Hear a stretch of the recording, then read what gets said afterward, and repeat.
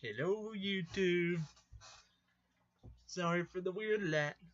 We're gonna do a review on Star Trek. Now let's go over some thoughts, some feelings, and just a little bit of what I liked about it. First of all, I loved it. Loved it, loved it, loved it. I just love Star Trek, and everything behind me can tell that. Now, from beginning to end, the movie was great. The way they interacted with Leonard Nimoy's passing was amazing.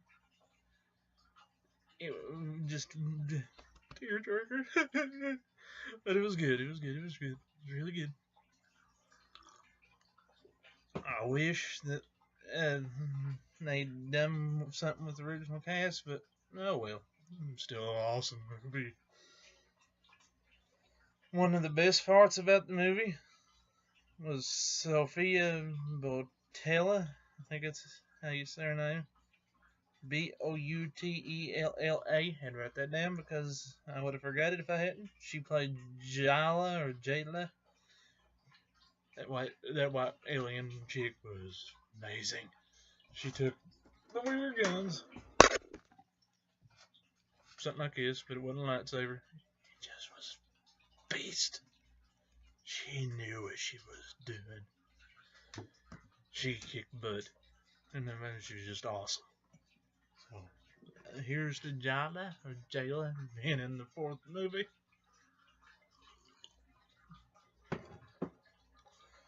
They brought in a little music. Little Beastie Boys Sabotage. It was good. Get down. A little Sabotage. It's cool. Cool.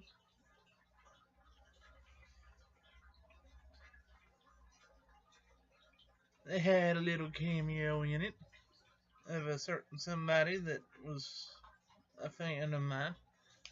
Greg Guggenberg or Guggenberg played Matt Parkman or Guggenheim. I don't know. I'm not good with names. Played Matt Parkman in Heroes. It had a little cameo in it. It was pretty cool. He was in Star Wars, so he's been in 2 worlds now. He's just going up everywhere because he just last Sunday appeared in Geeking Out with Kevin Smith, which was cool. And apparently in this movie, Spock cusses and don't want to trust a whore. So what happened with you, Mr. Spock? Are you having a little relationship trouble? Is she driving you over the edge?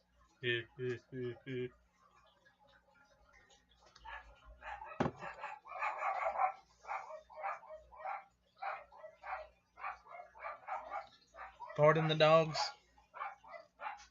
Can't help it. There was an amazing motorcycle scene that had Kirk going everywhere. And then the weird little goo coming out of the motorcycle was cool. He done little ninja maneuvers on this motorcycle.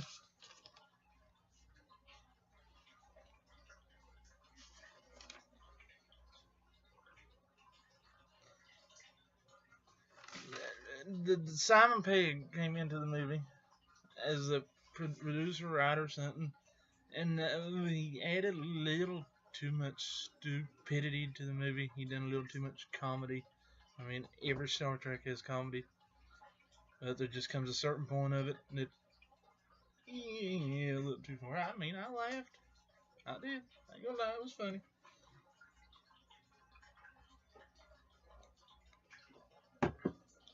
Justin Lin did not hurt this movie at all.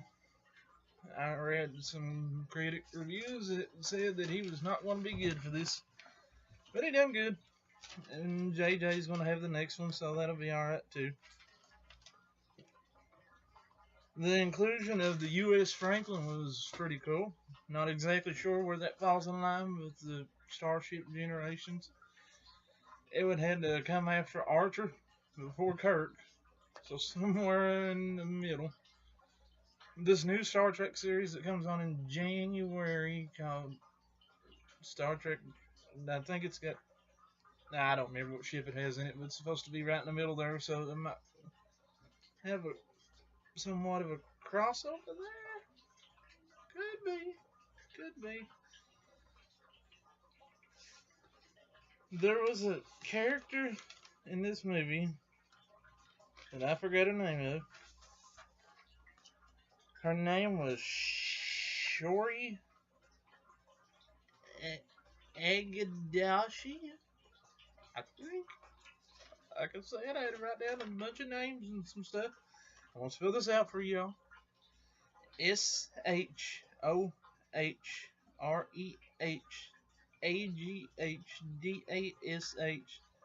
And I think an L there.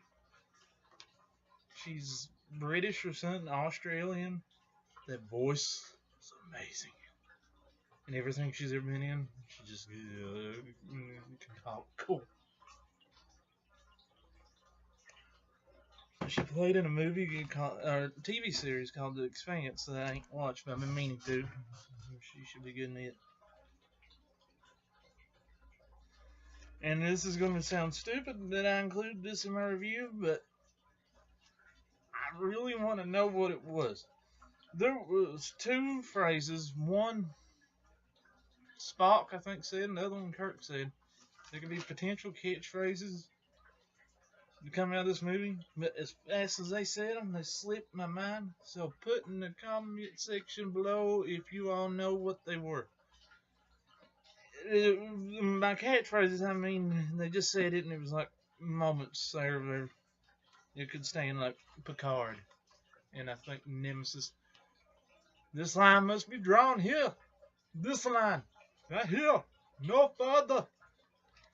I think it's something like what he said, something like it.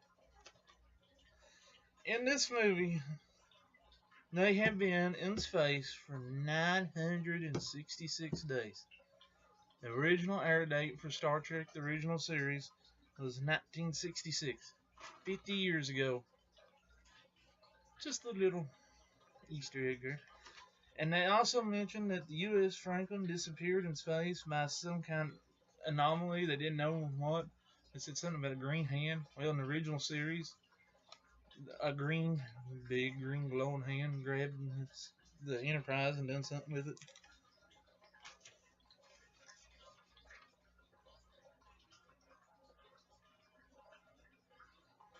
A little something about that motorcycle that I didn't get to. For some reason, there's a motorcycle on a spaceship that has been vanished for 100 years on an isolated planet in the middle of nowhere where nobody had been before.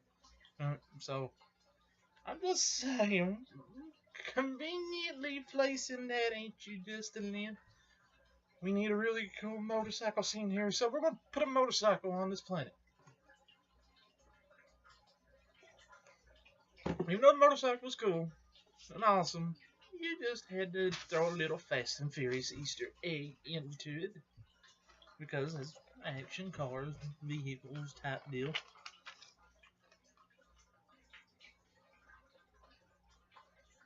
Idris Elba made a pretty cool villain. Did not exactly understand what happened to him at the end because he was the alien formation that he turned himself in. Then toward the end, he was going back to human when he died. So I really don't understand how that happened.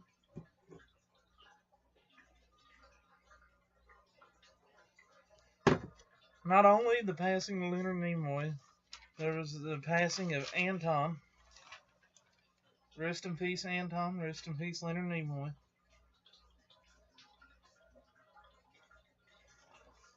When in the beginning of the movie, there was this.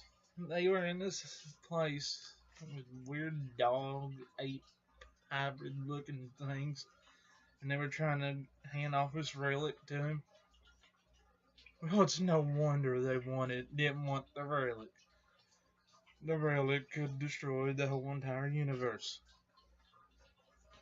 Which was a little weird. Little weird.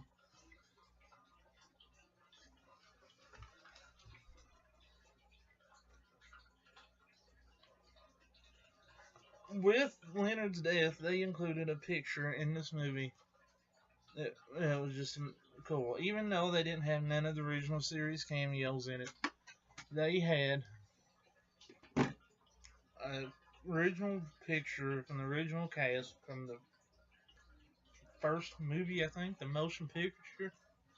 I don't know if it was for sure from that movie, but I think it is.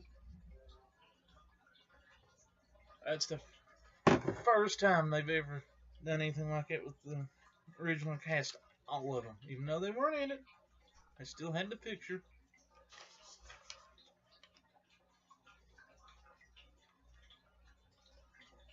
And I believe that is it. The one thing about this movie that I hated, which I loved the movie, don't get me wrong, the movie was amazing. But the theater I went in, I despised because there's something up with the lighting that made the projecting of the movie go from 3D to 2D, 3D to 2D. It was weird. So, and I had to go to the middle of the boondocks to watch this movie anyway. Because the theater in my town did not feel like carrying it fairly. They thought Ice Age would make more money, but you open up the box offices, Star Trek Beyond is on top. Didn't make that much money, but they're still on top. So, suck it, movies in my town. But the theater was just jacked up with that, and the seats were uncomfortable. So there might have been a little tidbit here and there because I couldn't get comfortable that I missed. But overall, I got the majority of the movie. Loved it. Getting it when it comes out on DVD. You probably get the extended cut, everything you could get on that movie. Ready for the fourth one. Ready for the TV series that comes out in January. Until next time, I'm Mr. Rigsby. Thank you for liking, commenting, and subscribing to my videos. Thank you, thank you, thank you, thank you, thank you, thank you.